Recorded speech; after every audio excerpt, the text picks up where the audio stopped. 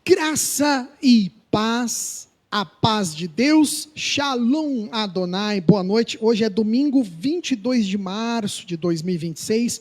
Meu nome é Júlio Ronque, estou pastor aqui na Igreja Metodista Livre de São José do Rio Preto. Uma alegria a gente chegar aí até a tua casa. Estamos ao vivo pelo Facebook, mas também a gente depois faz aquele corte que lança lá no YouTube, o nosso canal. Inclusive já deixo aqui, vai sair, primeiro aqui embaixo, né? Sai embaixo o nosso site, www.metodistalivre.org. A gente tem um site na internet que você pode acompanhar lá. E depois do nosso site vai sair aqui na nossa lateral o nosso QR Code eu já faço um convite para você vir nos fazer uma visita na rua Fritz Jacó, número 1008. O QR Code que vai sair ao lado aqui é justamente do mapa para abrir o teu GPS, o teu Waze, para você chegar até aqui na igreja no domingo que vem, todos os domingos, 19 horas. E depois aqui do lado sai também o nosso canal para as nossas redes sociais, o nosso endereço, @ImelRioPreto. Estamos nas principais redes sociais, né? No Facebook, no X, no Instagram, no YouTube. Então aproveite, inscreva-se nas nossas páginas, nas nossas fanpages, no nosso canal. Inscreva-se aqui no YouTube também, você que está assistindo a gravação. E aqui do lado também, depois, durante toda a mensagem, toda a ministração, sai o nosso QR Code com o nosso Pix. Você que sentir no coração para abençoar, vai sair também aqui do lado durante a ministração. O tema, misericórdia. Hoje é o 5º domingo da quaresma, e à medida que nós avançamos, a cada semana, nós vamos nos aproximando da cruz, e no domingo anterior nós falamos sobre o domingo da alegria. Ixi, vou ter que começar a fazer provinha. Chega no domingo seguinte, nós vamos fazer uma... Que tal, Isaac? Chega de prova, né? O domingo Laetare, que foi o domingo que nós falamos, domingo passado, domingo da alegria. E hoje nós vamos agora encarar justamente a profundidade da misericórdia de Deus ao olharmos para o nosso próprio pecado. É isso mesmo. A quaresma, como eu falei, ela é uma jornada, ela é uma caminhada, que toda semana a gente tem uma reflexão, né? Inclusive, o texto dessa semana vai ser aqui em João, capítulo 8. Já deixo aí o convite, o desafio, para você ler durante a semana, esse texto de João, capítulo 8. E a palavra hoje que vai nos guiar é justamente essa mulher que foi pega em adultério. É uma mensagem poderosa que revela para nós como que a graça de Cristo confronta, perdoa e também transforma. Olha que interessante, né? Enquanto às vezes você está tão preocupado aí em acusar, em ver os erros das pessoas, em ver os erros dos outros, para pensar nisso, meu querido e minha querida, que a graça perdoa, a graça ela confronta, sim, mas ela também perdoa e ela também transforma. Então vamos lá, o primeiro ponto nessa noite, acharam aí João capítulo 8, verso 3. Ninguém pode se esconder de Deus. Fala para quem está do lado aí, de Deus você não consegue fugir não. De Deus, olha lá, você que está de casa aí, minha bênção. De Deus a gente não consegue fugir. Vamos ler? Na nova tradução, na linguagem de hoje. É o mesmo texto que a diaconisa abriu.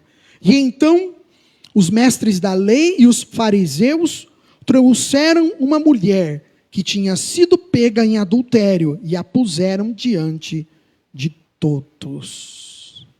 Olha lá, irmãos. Esse versículo forte, né? João está mostrando para a gente um relato de uma cena pública, constrangedora. Eu fico imaginando no lugar dessa mulher, que vergonha. Foi colocada diante de todos, exposta, humilhada, julgada. E a palavra aqui, no grego desse verbo, é katalabano, que significa capturar, apanhar em flagrante, dominar completamente. O pecado, irmãos, ele foi real. É evidente, é inconteste. Só que tem algo muito mais profundo. Os acusadores daquela mulher também estavam em pecado. Olha que interessante. Será que não demonstra para a gente um pouco hoje o que acontece nos dias de hoje, né? A gente vai olhar para a nossa justiça, a gente tem aqui o operador do direito, a gente tem situações, né, lógico, não podemos generalizar, existem muitas pessoas idôneas no meio do judiciário, mas é triste a gente ver o judiciário hoje em dia, né? É triste. Sabe por quê? Porque muitas vezes aquele que teria que dar o exemplo, aquele que nos julga, tinha que dar o exemplo. Sabe? É quando a gente olha para a igreja também. Por isso que eu falo, os escândalos estão em todas as esferas. Não é só na esfera da religião. Criticar pastor, padre, religioso é fácil. Eu quero ver a gente ter coragem de criticar o judiciário, de criticar o legislativo, de criticar o executivo, todas as esferas, os órgãos. Em todas elas tem pessoas honestas e boas, capazes, existem, mas também existem as pessoas que são iguais a esses fariseus aqui, que pegaram a mulher em adultério, mas eles mesmos estavam cheios de pecado. Olha que interessante. Diante de Deus, irmãos, não existe o pecado escondido. Não existe. Hoje nós vamos falar desse teólogo luterano, o Dietrich Bonhoeffer. Agora, Marcos, eu não erro mais o nome dele, hein? Depois que você me ensinou, e eu gosto de falar o nome dele, é bonito, né? Dietrich Bonhoeffer. A gente já estudou ele é alemão, nasceu na Polônia, mas naquele tempo ainda sobre o domínio alemão. Ele foi pastor, professor, e olha que interessante a descrição da vida dele. Mártir cristão. Ó.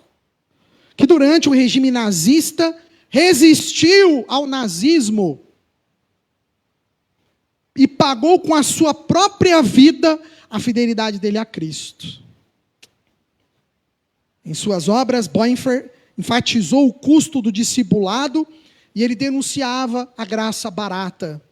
Sabe, essa graça que muitas vezes a gente vê aí, em muitas igrejas, não existe isso. Bonhoeffer afirma que o maior engano espiritual é acreditar que nós podemos manter uma aparência de justiça enquanto o nosso coração permanece distante de Deus. Não dá, irmãos. Isso é ser crente de fachada. Isso é ser religioso. Eu vi hoje um comentário do Fernando Hessel, que é um comentarista, um jornalista, e ele acho que fica lá nos Estados Unidos, e ele faz comentários sobre a Casa Branca. E uma coisa interessante que eu achei hoje que o Hessel falou, eu até dei o compartilhar. É difícil eu compartilhar no meu Instagram, mas essa postagem eu fiz questão de republicar. Eu não sei como que chama esse termo lá no Instagram. Aquele sinalzinho lá, né? Tem um nome aqui, eu não sei. Eu ainda sou das antigas, eu sou meio difícil para essas coisas aí, né? Mas o Hessel falou uma coisa que eu acordei pela manhã, eu estava no banheiro, na hora que eu já liguei o Instagram, veio a primeira coisa dele. Eu falei, rapaz, já começou hoje com essa pedrada. Pedrada! Não sei se alguém chegou a ver no meu Insta esse vídeo dele. É uma crítica dura que ele fez, né? Porque hoje nós estamos na onda de todo não, por favor, Júlio, repita, de boa parte, a gente não pode generalizar nada, de boa parte do eleitorado norte-americano, estadunidense, principalmente os que se dizem cristãos nos Estados Unidos, né, na América do Norte, de, em aspas, idolatrarem o Trump. Porque o Trump deixa os pastores lá orar por ele no gabinete, faz culto lá na Casa Branca. O Trump é do Senhor, ele é do Senhor Jesus e não sei o que, irmãos. Dá licença, né? Sabe? A gente não pode misturar a religião com política. Não tem nada a ver se ele quer orar lá, se ele quer fazer as coisas dele, mas isso não o torna santo. Porque foi o que o Hessel comentou hoje de manhã, que o Trump comemorando a morte de um dos integrantes do FBI, porque o cara tinha provas contra o governo dele. E aí ele comemora lá no Twitter dele, lá naquele, como que chama lá, aquela rede social, Trust lá, aquela rede social dele lá, e ele pôs assim como se fosse tudo bem, né? Que bom que esse cara morreu. Irmãos, nós cristãos, a gente que é cristão, a gente não tem que se alegrar na morte de ninguém, nem do da pior pessoa do mundo. Você pode até falar, pastor, mas um latrocida, um bandido, uma pessoa má, que fez mal, que estuprou, matou, ela não merece? Olha, eu não sei, isso é com Deus. Só sei que a mão de Deus vai, na hora que pesar, meu filho, na hora que ele encontrar lá o lugarzinho dele, ele vai tremer na base. Mas nós cristãos, sabe, e o cara comemorando. Então, aonde eu quero chegar? Nisso do que Bonhoeffer está dizendo para nós. Hoje as igrejas estão vendendo uma religiosidade barata. Que eu pôr uma fotografia de uma pessoa orando em mim, significa que eu sou santo. Não! Santidade é caminhada, irmãos, é jornada. Você vai demonstrar no seu dia a dia o que você é, o teu caráter. Você vai mostrar no seu dia a dia o que você é de verdade. Bonhoeffer, ele está dizendo para nós que, olha, aqueles fariseus estão igualzinho o Trump. Oravam, diziam que buscavam Deus, diziam que eram enviados de Deus. Misericórdia. Conheciam a lei, julgavam aquilo que era o pecado, mas eles mesmos não reconheciam a sua própria condição. Estamos na quaresma, estamos nos aproximando da cruz, e com ela vem uma verdade inevitável, irmãos. Todos nós somos pecadores diante de Deus, seja quem for na face dessa terra. Podia ser o Mahatma Gandhi, a Madre Teresa de Calcutá, as pessoas que mais fizeram bem na terra, até elas tinham culpa diante de Deus, até elas. Olha que interessante. Quanto mais eu, que não sou nem 1% do que elas fizeram aqui. Né? Então, irmãos, ninguém escapa de Deus, não. O juízo de Deus virá, você gostando ou não. Você querendo ou não. Pode não ser nesse plano espiritual, mas em um certo momento nós hemos de responder, nós vamos responder. Por isso que eu sempre ensino para o Isaac, é uma das virtudes que eu ensino, não é, Isaac? Várias virtudes o pai tenta te ensinar, mas uma dessas virtudes é justamente essa. A gente respeitar a dor do próximo, sabe? Eu não consigo conceber a visão de um cristão, de uma pessoa que se alegra com a morte de outra. Cara, eu não consigo. O evangelho que eu conheço de Jesus não é assim. Ele não pregou isso. Ah, pastor, mas ela merecia. Gente, quem vai dizer se ela merecia ou não é Deus. É Deus. É Ele que vai dizer se ela merecia ou não. Sabe por quê? Então, o primeiro ponto, ninguém escapa de Deus, né? O segundo ponto, porque a misericórdia é dele, irmãos. Vamos viajar lá para o verso 7? Não fecha João, não. João capítulo 8. Segundo ponto, a misericórdia que confronta. A misericórdia dele não passa a mão na cabeça, não. Jesus não vai passar a mão na cabeça da gente quando nós estamos errados. Ele vai confrontar. Olha o que ele fala no verso 7.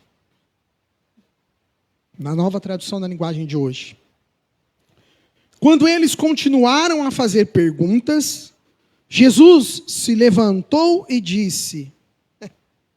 Foi o que eu falei domingo passado, né? Quem de vocês estiver sem pecado, que atire a primeira pedra. Olha que fato curioso. Jesus, em momento algum, negou o pecado da mulher. Ou da mulher ou de qualquer um de nós, tá? Por favor. Essa frase, quando eu li, depois que eu fiz, eu fiquei assim, nossa, parece que está falando só da mulher, né? Não, de nós seres humanos. Eu gosto muito disso. Deixar bem claro. Só que Jesus também não permite que a injustiça, ou que a justiça, perdão, seja usada como instrumento de condenação hipócrita. que é o que nós vemos dentro, muitas vezes, da igreja cristã. A igreja cristã, ela vive muito como eu posso dizer, da aparência. Nossa, aquele pastor chegou com um carro importado, você viu a roupa daquele conferencista? Você viu como tem uma unção, o crente, o religioso, o hipócrita, ele é assim. Ele só consegue enxergar com os olhos carnais. Então, para ele, o que ele repara é apenas no exterior. E a pessoa esquece que é muito mais importante o que está no nosso interior. A palavra grega nesse versículo que nós lemos aqui, mais importante que destacado no texto, é anamartetos, que significa sem falha, sem culpa, completamente inocente. Ou seja, aquele que anamartetos, aquele que não tiver nenhuma falha, aquele que não tiver nenhuma culpa, aquele que for completamente inocente, que atire a primeira pedra. Jesus estabelece um padrão. Somente quem nunca pecou pode condenar. E o resultado é impressionante, né? O que aconteceu nessa história? Como a diaconisa bem disse, um a um foram deixando a pedra que estava nas mãos e foram se retirando. Começando pelos mais velhos aos mais novos. Esse mais velhos, lembra que eu já ensinei sobre isso? Aquele que tinha mais autoridade. Não era apenas no sentido da idade de velhice, mas simbolizava a autoridade. Ou seja, ali naquele meio, não era só os crentes fanfarrão, não. Como eu falei domingo passado, tinha gente dentro do sinédrio. Tinha gente que fazia parte do conselho da igreja, ou seja, né, do concílio, assim vamos dizer hoje, da igreja. Pessoas importantes. Mas que elas também estavam manchadas, com as mãos manchadas. Agora nós vamos falar de um dos pais da igreja que eu adoro o trabalho do Agostinho. Acho que Santo Agostinho tem uma teologia, a teologia dele é surpreendente, né? Agostinho de Hipona, ele foi teólogo, bispo no norte da África, né, onde hoje é a Argélia. Ele nasceu em Tagaste, foi um dos maiores pensadores da história da igreja.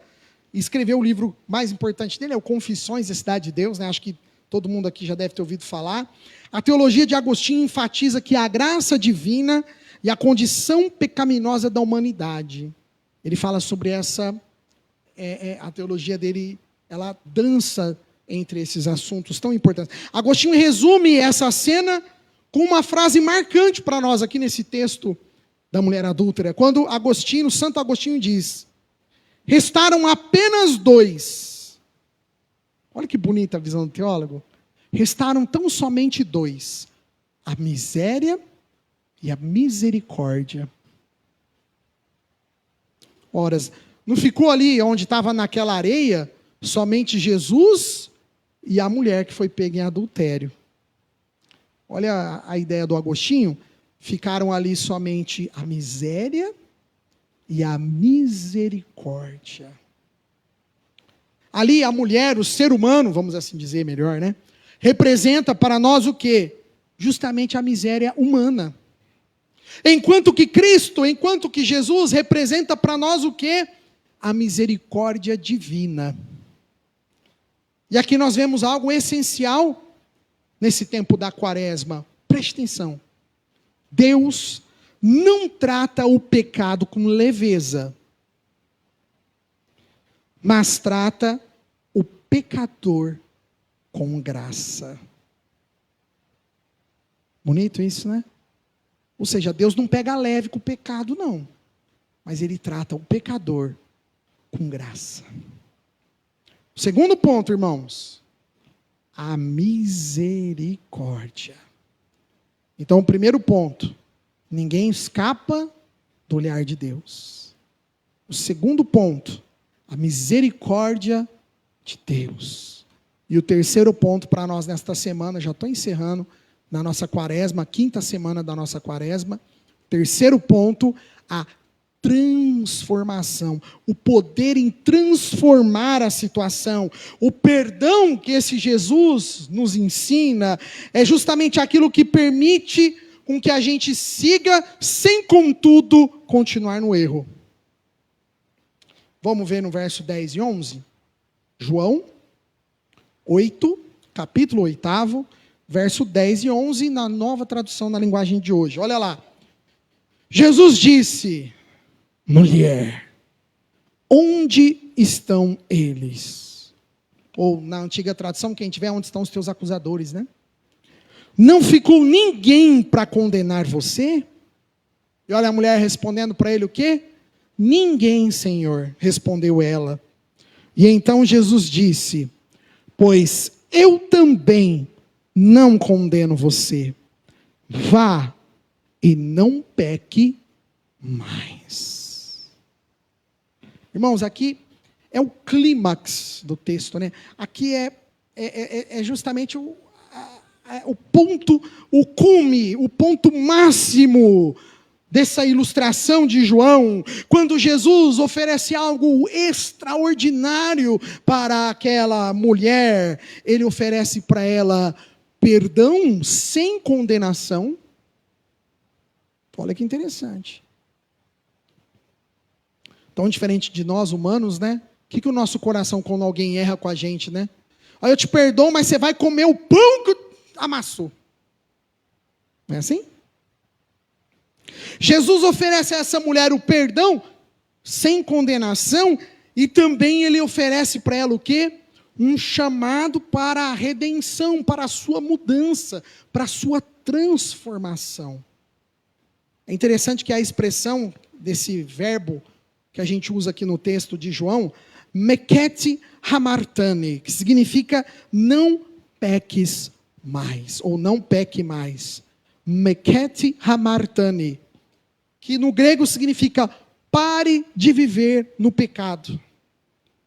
Ou seja, Jesus está falando para aquela mulher, demonstrando para ela que não é apenas um erro pontual, mas é uma direção de vida que nós precisamos encontrar e que nós precisamos seguir para sermos transformados. O último teólogo, para a gente acabar, agora eu vou falar de um teólogo suíço, que é o Karl Barth. Ele é recente, faleceu em 1968. Já é bem próximo de nós, né? É um teólogo suíço, é um dos maiores teólogos do século XX, conhecido pela ênfase dele na soberania de Deus e na centralidade de Cristo na sua revelação. Karl Barth, ele ensina que a graça de Deus, ela não apenas perdoa, mas ela recria o ser humano para uma nova vida. Olha que interessante, né? Ele vai um pouco com a teologia wesleyana.